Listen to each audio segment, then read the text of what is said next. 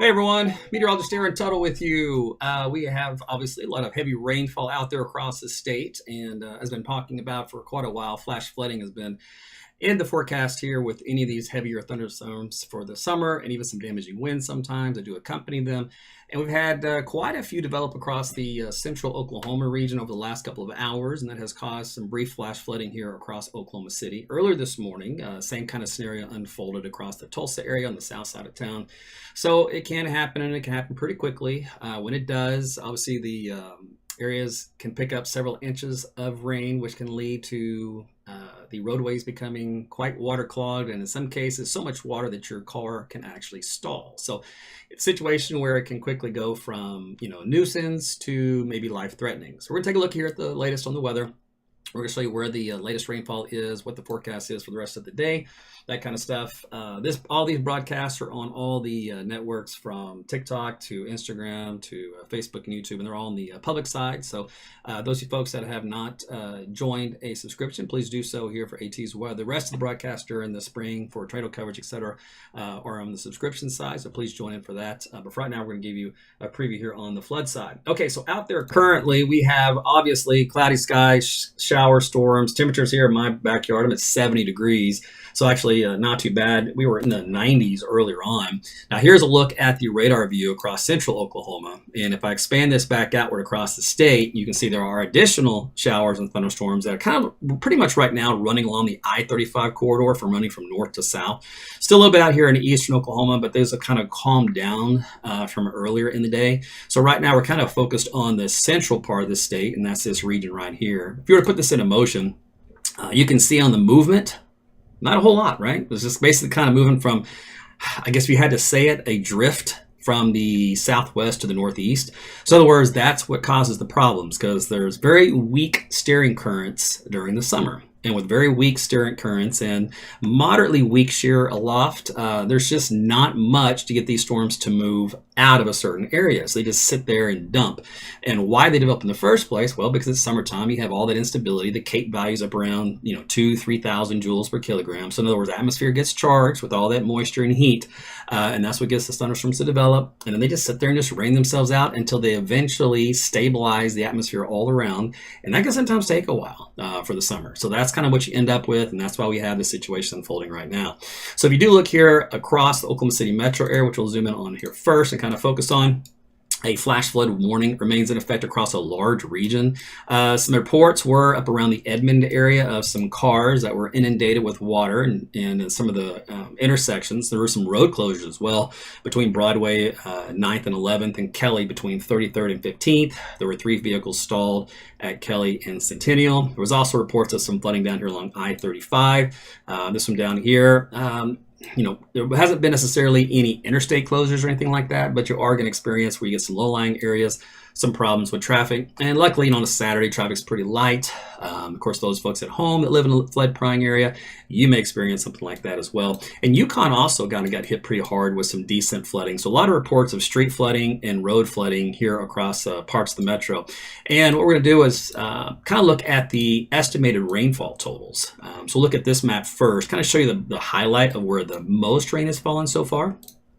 So this is right around, this is only in a, I believe I'm on about a 1 to 2 hour time window, so about 3 inches. And I'm gonna look at a couple different radar products, but this is gonna be, one of the hot spots was around 35 and 44 as you head up toward Turnpike toward Tulsa. So that was one of the hit areas. Also on the west side of town, once you get from Bethany to Yukon, this region here was widespread 3+ inches of rain. And we do have different radar estimation products, and I loaded that one on earlier on. And let me see if we have maybe a different view, because some of these may not accumulate in real time, and there's a little bit of a delay. So we'll see which one has the most recent data points. And this one looks like it's fairly recent, because we're coming in on close to 5 inches of rainfall here on the west side of town between Yukon and Bethany. And of course, when that happens, you get the flash flooding very easily. And that's why we had the reports, a lot of flooding out here and some of the stalled cars. And this is when you head out here on the turnpike on the west side of town, right just north of 40, all right, between there and 66. So that was the second hardest hit area. So again, back up here, the northeastern town of I-35 and Memorial. and 44 Turnpike, and then up here in Edmond proper, all the way up right-of-way extension, even deep into Edmond here on the north side, up 35 to all the way to Waterloo Road and the County Line Road. You're still looking at widespread 4 to maybe 5 inches of rain estimate by radar view. So that's why you have some of the flooding there in the Edmond area. And of course, that's not the only place that has seen some significant flooding. That's just in a concrete jungle, so obviously that makes it more of a problem. Now, if you head out east of town, and we're going to go to show you Tulsa as well. If you head out towards Sprout and Depew, from there to the south and east, looks like some widespread areas of 3 to 4 inches of rainfall here as well. So this is also an issue. This is north of Prague, north of 62.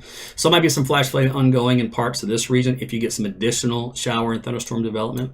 We're going to switch over here to the Tulsa radar and show you what happened. A lot of this was from this morning. They had a little bit this afternoon around, but by far and large, the bulk of the rainfall here. And this is where they had the flash flood warning. I think it's like at 8 o'clock in the morning. You can see here rainfall amounts up around 6 inches of rain. Here's up around 7.5. Once you got down south of, was that Kiefer? And let's see, southeast of Kellyville, where are we at? Northwest of Winchester, right over in town of Mounds, basically, was the hot spot. So Glenpool got some action on that side, pretty much the south end of Tulsa to Bixby. There again, there's 4 or 5 inches of rainfall. In these darker areas, again, 5+ inches of rain up toward Haskell. But you notice the pattern is crazy, right? So you can have feast or famine. So in other words, and where you get north of that area, look, I mean, you're looking at a half an inch, some places 3/4 of an inch. Maybe over here you have pretty much nothing, 3/10 of an inch. So it's amazing how you can just go from there. You drive about 10 miles down the road and you're at almost 6 inches of rainfall. Same thing for Tulsa County. Again, this is on the kind of the south side. Once you went to the north side of town, rainfall amounts dropped off to almost nothing once you got to Sky to, and then of course nothing in Osage County. So that is how when we tell you, isolated spots, isolated areas where you can pick up 5, 6, 7 inches of rain. This is the exact thing I'm talking about. And the models will never know exactly where to put it, but they will kind of give you a hint. Sometimes they get it right. And believe it or not, I looked at 2 different high resolution models. One of them pegged this area of Tulsa region. The other one pegged Oklahoma City, but they didn't peg each one together. In other words, one model said Tulsa, one model said Oklahoma City, and I said both because that's what you have to do sometimes. You got to kind of blend them. But needless to say, that's what's happened here so far today. And up here in northern Oklahoma, you guys have also seen some pretty good rainfall. So we'll take a look at here at you guys too as you head toward Ponca City and I-35. Rainfall amounts here, again, I'm around the yellow to orange, about 2 to 2.5, so not terrible. There's Ponca City here, kind of a little on the drier side in the town, about inch to inch and a quarter. Then you get west of town, you're up to about 2.5. Then out here in northwestern northern Oklahoma, north of Enid, again, so you're about 2.5 inches. You head up toward Medford, Jefferson, 2.5. And then once you get up here to the Kansas border, it's got Renfro. In this area here, you're also at 2.5 with spots up to maybe even close to 4 inches of rain. So that is kind of an area where you do get this little isolated area of flash flooding. Now in Kansas, you guys have also had some pretty decent rainfall up here. Let me switch to a different radar so we can get a better view for you. Let's see, let's do this one.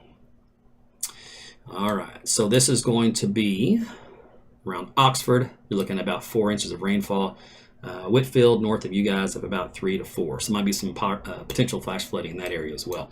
And again, anytime you get additional rainfall on top of those areas that come maybe later in the day or at nighttime even, that becomes a problem. If you look down here in southern Oklahoma, let's see, we'll zip down here. We have Ringling.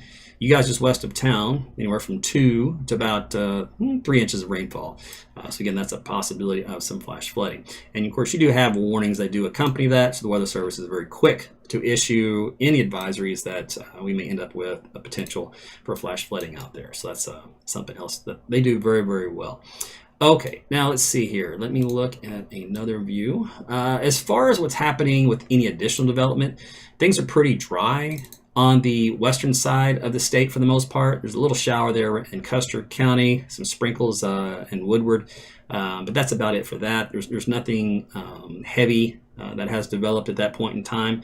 There is a disturbance that is causing this development out here, and it looks like the way it is setting up for right now, the back end of it is kind of in this line. All right, so that means your development line is in the yellow line.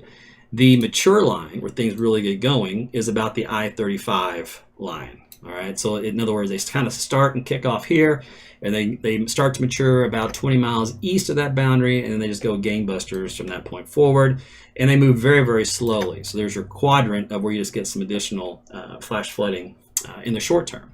Now, eventually, we should see additional thunderstorm development kind of bubble up here for the rest of this afternoon. And we still may end up getting something here on the back end.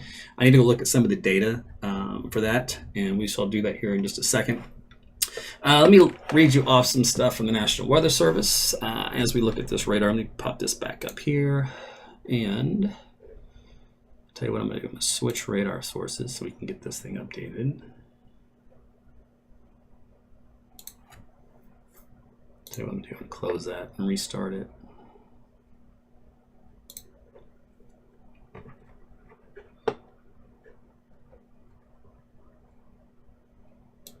So what do you do in a situation where you have too much rain? Obviously, you need to have a game plan, right? You got to have higher ground to go to. So if you live in the flood prone area, obviously you got to have a way to get out very quickly as flash flooding occurs, usually on the order of less than an hour. Because it's usually one of those deals where you just get the thunderstorm that develops on top of you and it just doesn't stop raining, right? So it's one of those deals where everything's fine. I mean, you're outside probably mowing or doing some yard work and everything is great. And an hour later, you've got 2 or 2.5, 3 inches of rain, and now all of a sudden the water's creeping up to the end of your home. In that particular point, obviously you're in trouble. So let's see. While this radar goes around, let me tell you what some of the latest is from the Weather Service. Some of the areas they're watching for will be flooding across Clay County, where storms are stationary. Let's see, Southwest 36 and Banner Road in Union City, a little over 2 inches of rainfall there. Let's see, Yukon, Eastern Canadian County is where the concern is for flooding to worsen in the short term with those very high rainfall rates. So we looked at that earlier on with the rainfall totals in that area. Let's see here. They are going to cancel the western part of the flood watch, which is out in western Oklahoma. Let's see, anything else we have?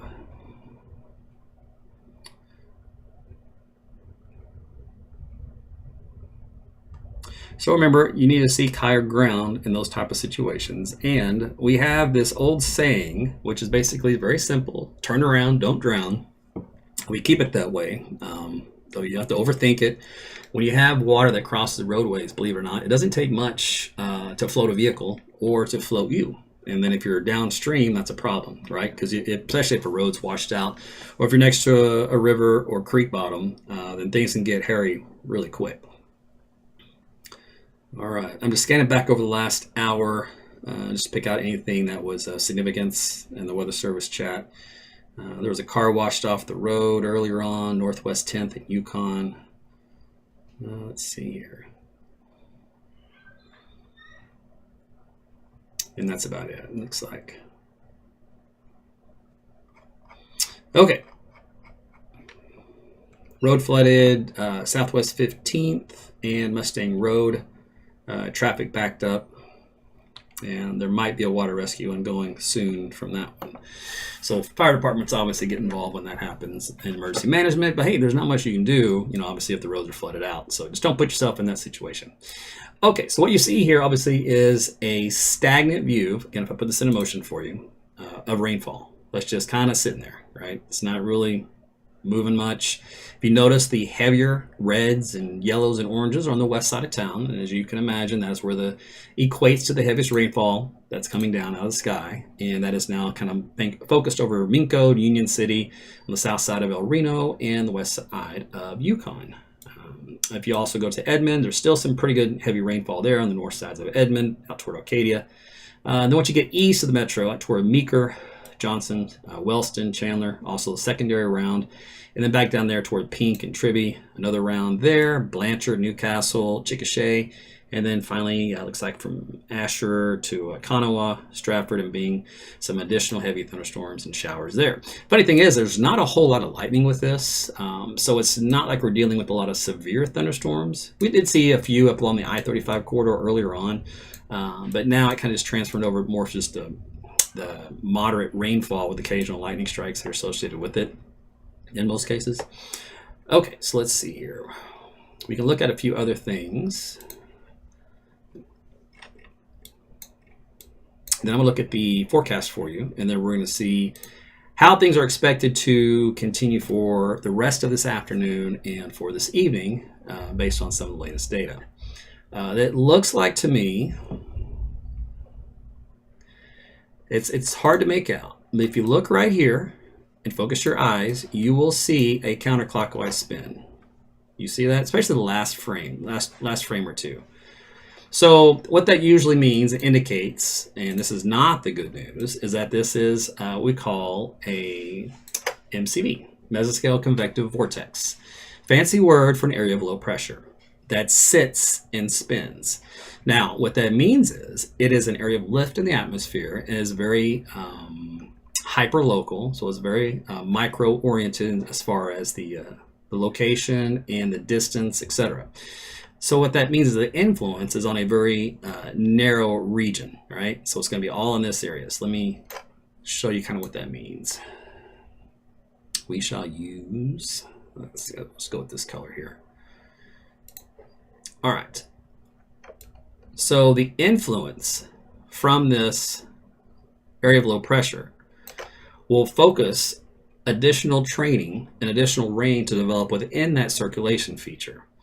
Now, of course, there will be other showers, storms that accompany it because it does have somewhat of a broader reach. But as far as more of the stronger ability of lift in the atmosphere to get heavier thunderstorms, it's going to be closer to the center of that disturbed area.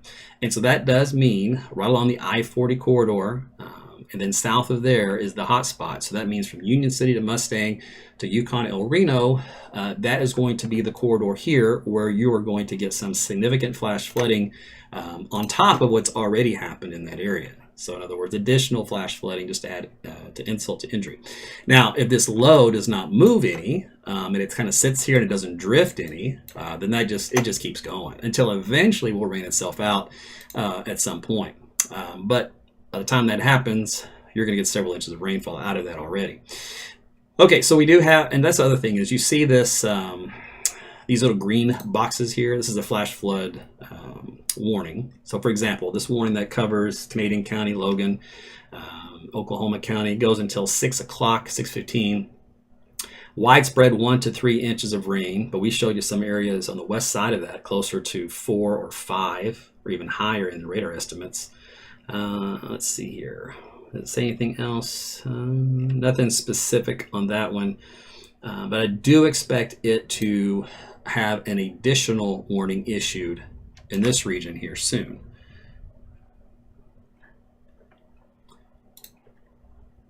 So let's do this. We'll look at another radar view.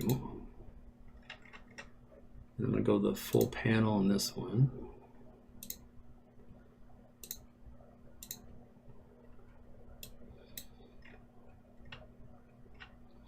Okay, so if you've noticed, the blue area, the intense area we looked at earlier, in this region here where the significant flash flooding was, and we had rainfall estimates up around 5 inches. But if you look here west of this, where again that focus is for that area of low pressure that's creating additional heavy rainfall to develop in this area here, you still have a little bit of a give there. In other words, these areas here in light green up around an inch of rain. So as this goes from an inch of rain to 2 inches of rain, that is when you're going to see these flash flood warnings extended or redrawn to include this area. So this will be something that'll be changing here momentarily as we get those raindrops to start to add up in the rainfall buckets. Meanwhile, of course, the area hardest hit east of there will continue to accumulate rainfall, and same thing here for this darker blue area that pretty much covers Edmond proper, and then back up north for there, another little hot spot. Once you get up to this area, which is South Midwest Boulevard, looks like. Where are we at? Yep, and I believe that's County Line Road. Yeah, where's Waterloo?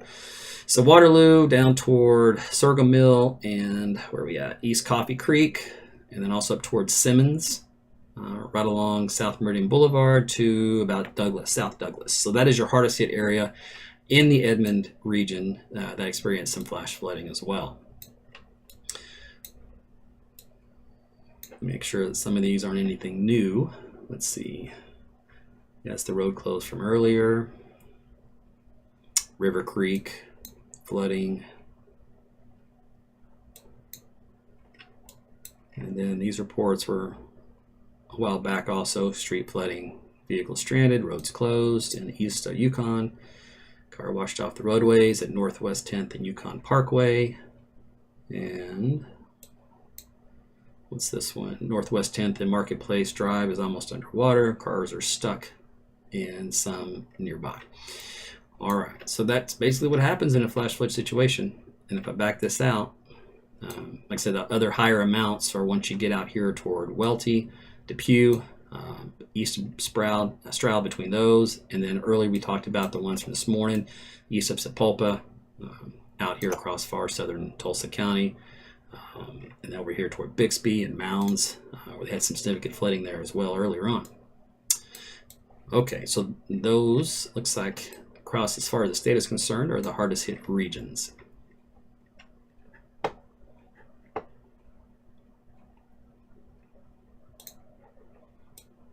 All right, so let's go look at some data.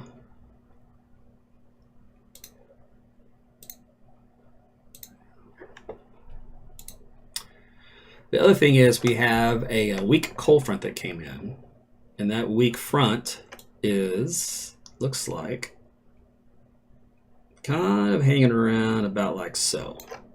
So it's going to be a stalled frontal boundary.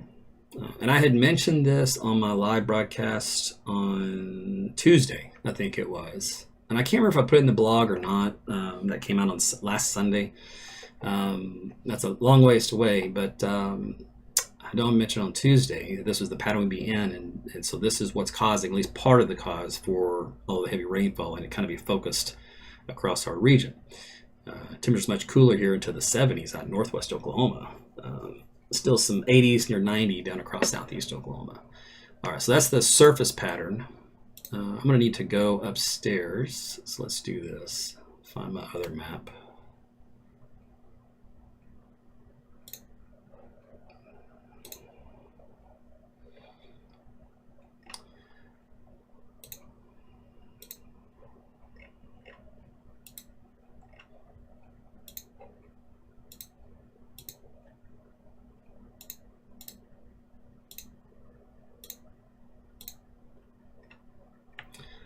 All right, so this is the mid-levels of the atmosphere, the 500 millibar pattern. And this guy right here is our upper level low. So if I go from this lunchtime, this is when the model ran at lunchtime today, and we go until Sunday morning, it basically slowly drifts to the east and then moves on up here to the northeast as we head into Sunday morning. We go after that, and then we got Sunday afternoon. It then kind of goes up here to Missouri, and it's off. In the meantime, looks like a secondary low developed down here into North Texas for Sunday afternoon. So that means Dallas will be getting some of the heavy rainfall. Let me go back this up, see how that kind of materialized. Okay, so that was on the bottom line of this trough axis. So when you have this low, sometimes these lows are closed off, and then sometimes they come across like a little trough axis. So in this particular case, it came off as a trough axis, and then one low closed off across Oklahoma and went to the northeast, and the bottom end of the trough axis closed off, and it traveled to the east-northeast for Dallas. So it's two areas of lift in the atmosphere, and the stronger the colors, the stronger the lift as it moves through overnight tonight into tomorrow. All right, so let's go into Sunday night and Monday morning. This guy just hangs out here across Red River into North Texas. So that means, again, flash flooding will be occurring potentially here in North Texas, and then moving into southeastern Oklahoma for Sunday into Monday. And that residual energy kind of shears apart here for Monday. So there's a line starting to congeal again. Northeastern Oklahoma now into Missouri as it moves out Tuesday morning. All right, so that is our basically two-part rainmakers for the state. We'll look at this as well. This is our vertical velocity, which shows the intensity of what is expected for the storms. Now, sometimes this can be convective feedback, but it's a good sign of where the model thinks the heavy thunderstorms will be regardless. And here for today, obviously the bullseye is right here over Oklahoma City. Now as I head into the evening hours, which means from 9 o'clock onward, look how this lift has shifted now just south and east of the Oklahoma City metro. And then keep your eyes down here on this new lift coming to western Texas. All right, now we go to the midnight hour. The lift does diminish a little bit, but obviously still there. And nighttime flash flooding obviously is no fun either. Very dangerous situation to be in. So there's Sunday morning, additional lift out here in southeast Oklahoma, northeast Oklahoma, and even here in the hill country. All right, there's Sunday morning, there's Sunday midday. Ironically, even though that upper level lift is here at 500 millibars, the mid-level lift that usually accompanies that is quite a bit weaker. There it kicks in for Sunday evening, and there's Monday morning. So this secondary piece of energy spiraling around down there doesn't have as much overall atmospheric lift as the first one does. So hopefully that means a little bit less of a flooding threat than what we currently have with the situation now. All right, now let's go to our high resolution data, and then we'll see what all that translates into when it comes to rainfall and rainfall totals. We'll start with the big picture here first. All right, so the high res HER keeps those thunderstorms here over central Oklahoma, the I-35 corridor, moves them east throughout the evening hours, kind of diminishes more of a scattered nature overnight into tomorrow morning. And then for Sunday afternoon, mostly looks like across the eastern third of the state and down along the Red River, North Texas. And doesn't really do much in the way of rainfall. It keeps it actually pretty subdued. Let's go with the NAM. So the NAM is quite a bit more robust on the activity out there currently, kind of matches better with current trends. And the evening hours also has that shifting south and east, which is a lot more viable than what the HER had said. And there's that secondary activity there in West Texas moving into Dallas-Fort Worth overnight. All right, and then that kind of winds down. And then on Sunday afternoon, some redevelopment in southeast Oklahoma, on the Red River, northeastern Texas, otherwise fairly quiet as well. Again, that upper level low, although it is there to help generate the showers and storms, it doesn't have a lot of the mid-level lift to associate with it. So it keeps the activity on the coverage area quite a bit lower. In other words, more of a scattered nature versus widespread. And then definitely focused, hyper-focused in a few areas. There's Monday morning, North Texas, Dallas, Eastern, and then northeastern Oklahoma. So it's just some kind of this weak scattered activity. So, and I think I mentioned this in my video yesterday that the bulk of our activity would be coming for today into tonight and then ending up Sunday morning. There will still be some occasional stuff, I think, on Sunday, like the models here are showing, but not nearly as problematic as what we're seeing out there currently. So this is kind of the main threat is what's going out there right now. All right, let me look at some of the rainfall totals. Let's see, I do have a couple maps up here somewhere that will pull that up. Just got to find them. Oh yeah, I did want to see this as well.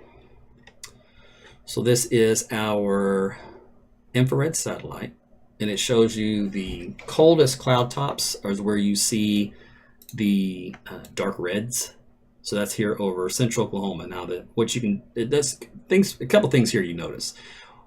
When you get the dark reds that show up, that means your thunderstorms are very tall. They're very cold aloft, which means they're very strong. Once those diminish and your dark reds disappear, that means those storms aren't necessarily as tall and or not necessarily as strong anymore. So that means they've weakened some. And this is kind of a trend you can watch to see if the weakening trend continues or if you get new development, maybe stronger towers, stronger updrafts in other areas. In other words, so maybe a diminishing trend here, and then you'd get a stronger trend develop maybe down here in southern or southeast of this first wave. Like right here, you see these new towers pop up here. So there's an updraft 1, 2. So maybe this is the trend of a brand new enhancement to where we'll watch for the new development. And if you looked at the high-res data, this is what that suggested, that this would be the new area to focus on as we head into the evening hours. But remember, we had that MCV on the back end right here, and if you look, see how stuff is back building So even though it may not be as cold as tall in that area, it is still coverage-wise a problem in that regard. All right, look at the visible satellite, see what else I can see. All right, and then mid-level.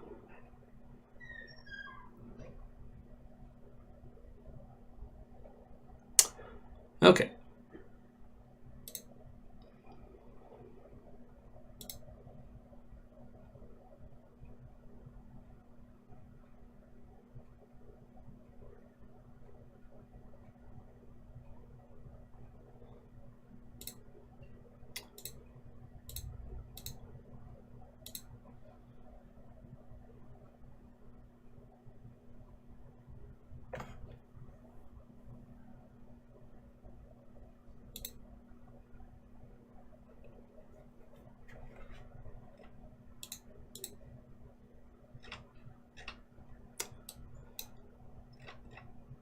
So this map is basically a flash flood crest map, stream flow. It just indicates hot spots where you have to worry about flash flooding. So obviously, if you notice that, it is focused right here across Oklahoma City metro area in this new spot out here on the west side as well. Let's see what else I can find here.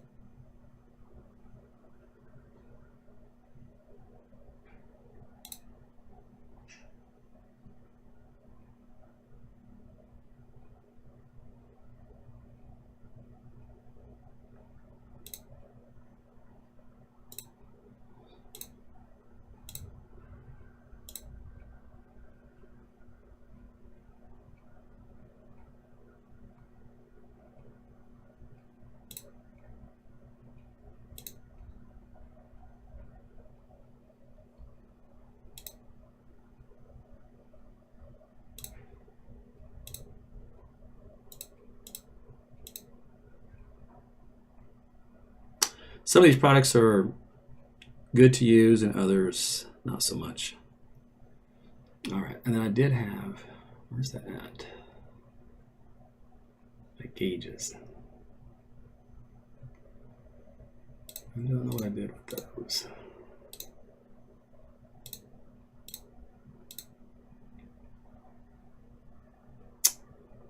I may have closed it. Oh, here they are.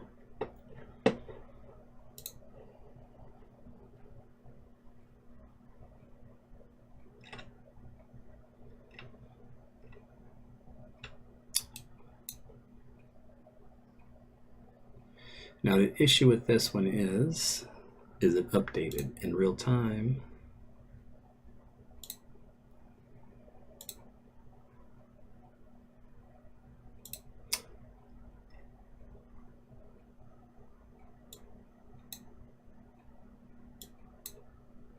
Let's see. So it's updated for the Tulsa area from earlier today, but not for the stuff here in Oklahoma City.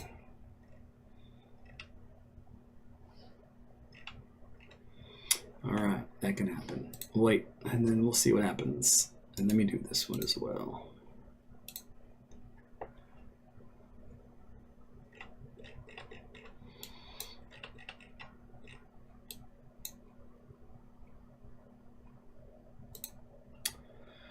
All right, so this these maps here will also show you kind of the river bottoms and some of the creeks when it comes to the gauges on them to find out if they're running high or low for flash flooding. And right now, all of these are behaved for the most part.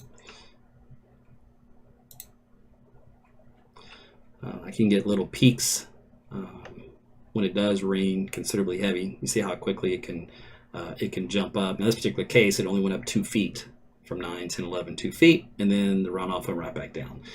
In some cases, if it's a significant flash flooding event, and you live along a river where these gauges are located, depending on how the runoff is, in less than an hour, you can have this thing jump up, several feet.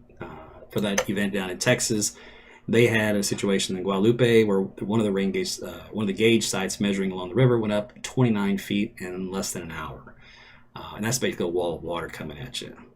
So it can you're in those type of situations that can get bad really quick. All right, let's take a look here at our radar, see how things have continued. So our area of spin is still sitting out here and is still focusing these showers. But even though that has been the case, the general trend has been to lessen the activity. You notice how a lot less of the reds that are on here on the map, which means lighter amounts of precipitation. Now that jives with the infrared satellite picture that we looked at just a moment ago.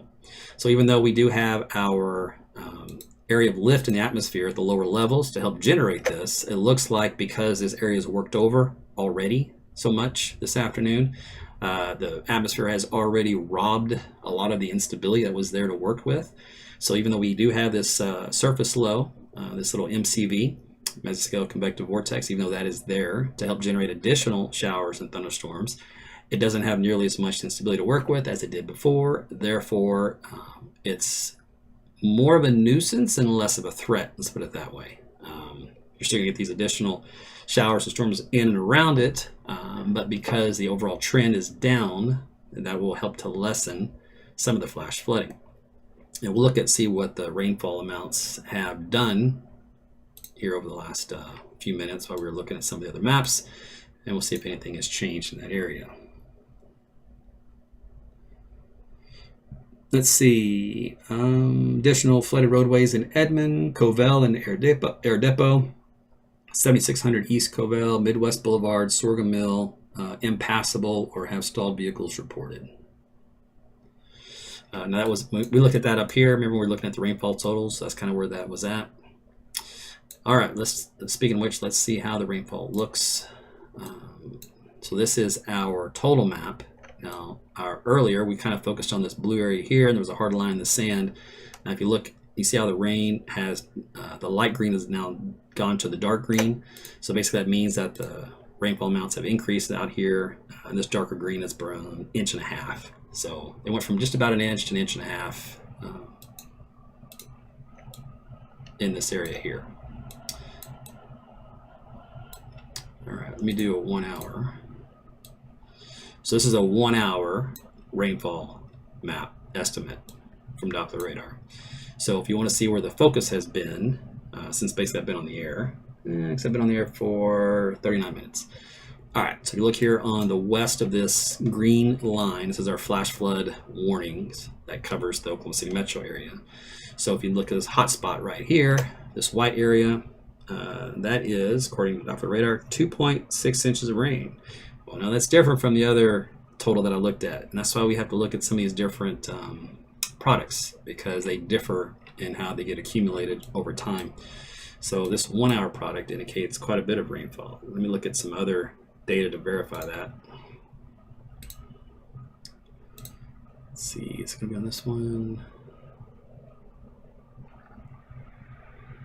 Let's try this.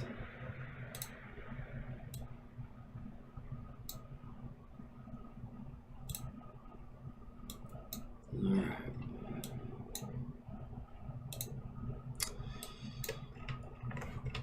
So between Bethany and Yukon earlier, we hit this area here, 4 to 5.5 inches of rain.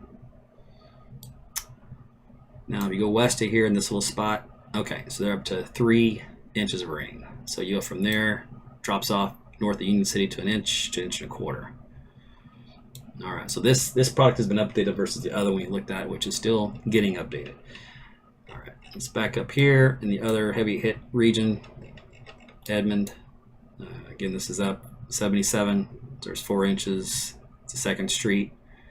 It goes up to 4 inches to 35, and then up here toward Waterloo Road, there's 5.5 inches of rain. Sorghum Mill, so that's where that other region was.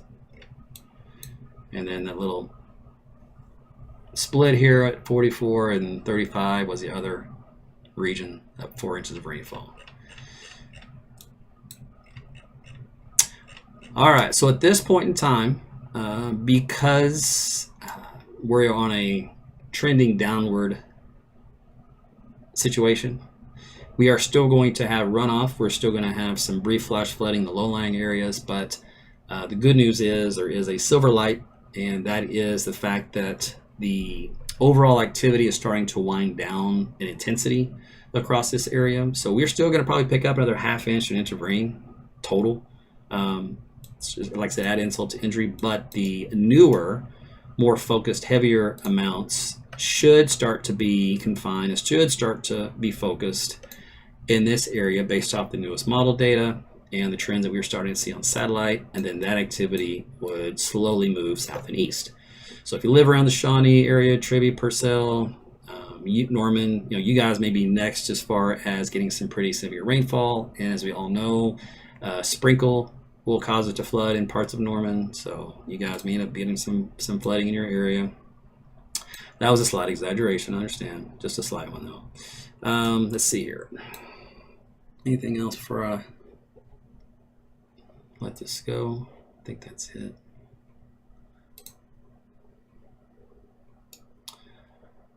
Okay, so what I'm saying, the colors on the map in those areas that we're looking at, the only spot seeing some moderate rainfall.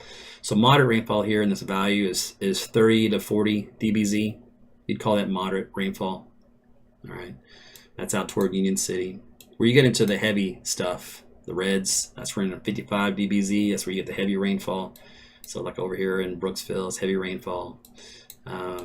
Otherwise, the bulk of Oklahoma City Metro is in the light to moderate category, which is less than 30 dBz. Now, that's just a power return. So in other words, when the radar shoots out its beam of energy, and when that energy bounces back, it assigns a power value to it, and we call that dBz as a measuring threshold. And that just tells us, is it a lot of power or a little bit of power? And if it's a lot of power, well, that equates to a lot of raindrops. It's a lot of reflections, right? If it's a little bit of power, that means raindrops are either small or they're infrequent or they're light, that kind of a deal. Anyway, so that's what's happened. I don't think everybody ever talks to you about dBz values. They just show you the bright colors on the screen of red and green, right? Okay, that's about it. You can see heavier thunderstorms are developing from Seminole to Maud, Saskatchewan, let's see, Bing, Ada, down toward Mill Creek, Springer, Ardmore. So let's see, let's do the movement on this. So these are moving at least a little bit better. They're not necessarily so stalled. So they do have a little propagation to them, so that helps to lessen some of the flash flooding. As long as they keep moving, not sit still, that's a plus. There is additional development down here in North Texas. Not much going on in Dallas-Fort Worth right now. East side some, and up here in Northwest Texas. But you can see some additional development still popping up all in this area, so I'm likely there'll still be some more. And I think that's about it. You guys in Tulsa, I know things are kind of pretty decent right now. We should be getting this to fill in, and then as it does so, moving into this direction. So flash flooding still may be on the table again for you guys as we head into the evening hours. So pretty much, if you do experience rainfall today, just know that flash flooding is a potential threat out there.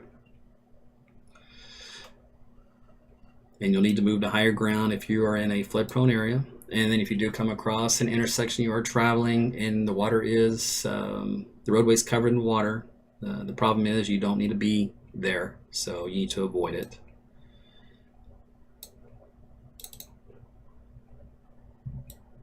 Let me see if I have a graphic for that.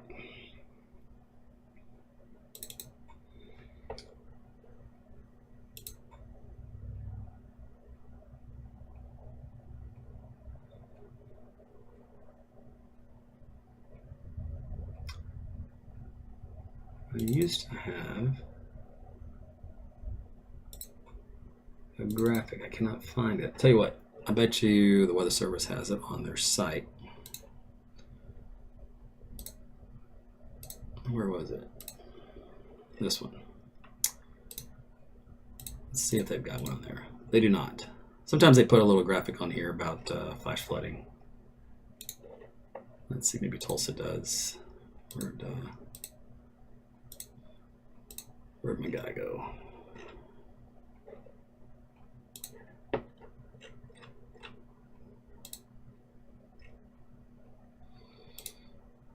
No, just focused on the heavy rains and potential flooding.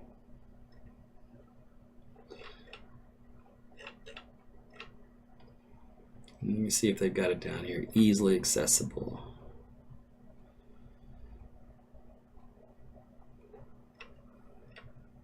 I don't see it. That's not what I want. Striking out here. Anyway, point being, I was going to get to was the fact that you got to be careful when it comes to flooded roadways because you don't know how deep the water is in some cases, especially at nighttime, and so you don't even know if the road's been washed out, right? So if you come across a creek or a stream, you can find yourself in it really easy. So it takes about 2 feet of water to float a vehicle, 2,000-pound vehicle, and it takes about 6 inches of water if it's moving fast enough to knock you down. So in those cases, obviously that become a problem. Flash flooding, believe it or not, kills more people than any other weather phenomenon. It's just not really talked about much, considering all the attention is given to tornadoes. But flash flooding, believe it or not, is more of a threat than they are. So it's something to be taken seriously and have a game plan to deal with should you be affected by that. All right, so that's pretty much it for me. I want to be on here for a while to kind of give you an update of what happens in a flash flooding situation. And those of you folks that have tuned in and have been a subscriber for the springtime and for supporting AT's weather, appreciate it. Those of you folks that haven't, feel free to join the platform. There are many options. You can go to my website at aarontuttle.com, and there are many options you can pick. Even on this broadcast, there should be some links, or at least on my social media pages, where you can join from Instagram, on TikTok, YouTube, and on Locals, and obviously on Facebook.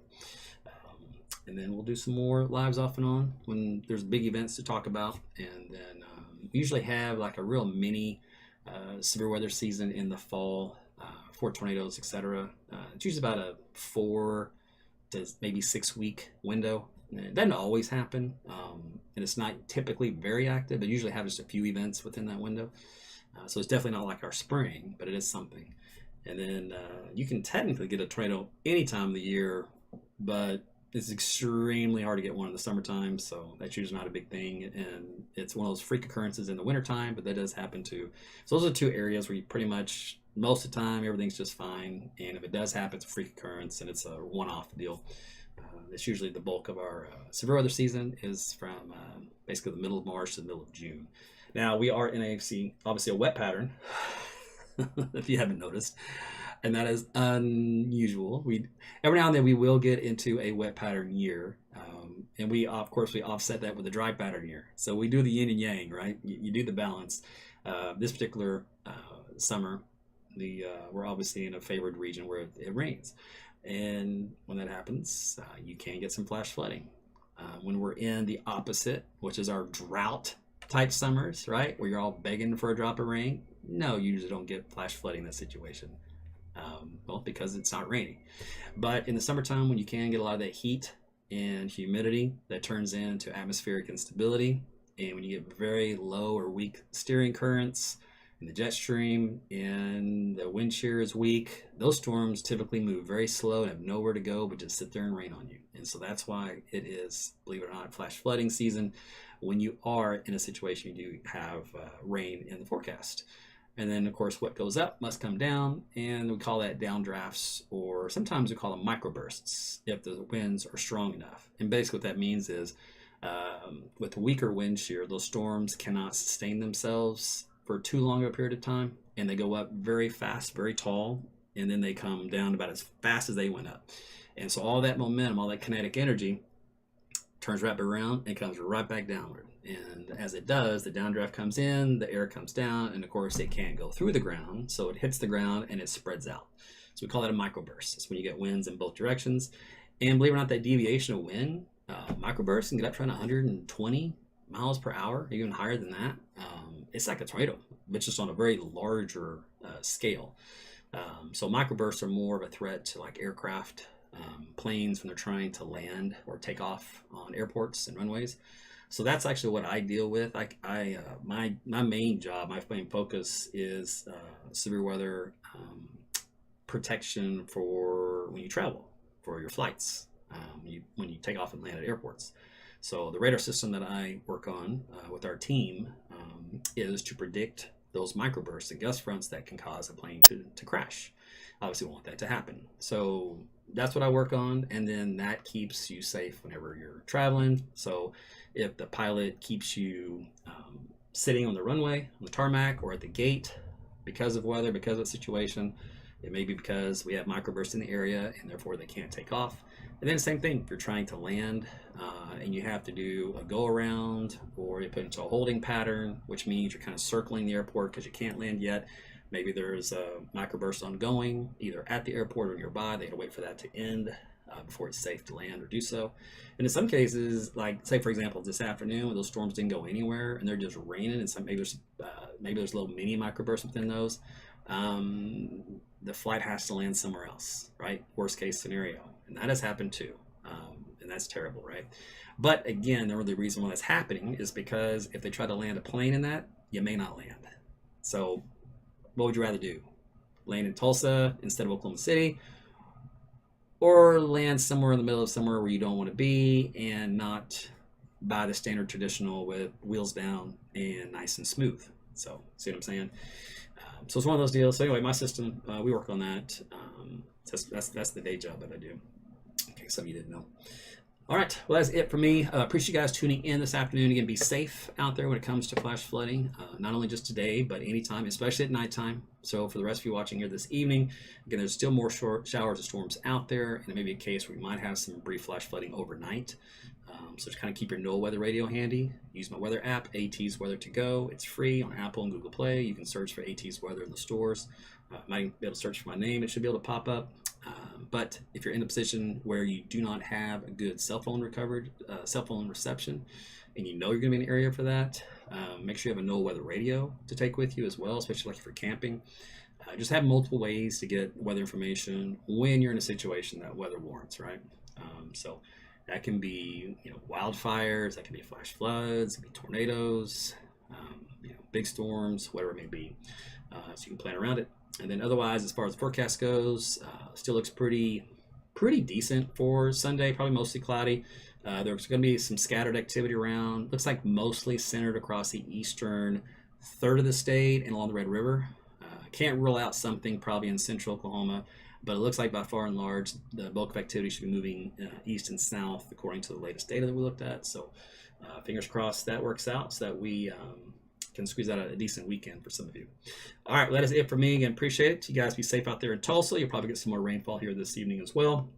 Just keep an eye out for your flash flooding potential, and we'll see you on the next broadcast. And thanks for subscribing. All right, we'll see you later. Bye.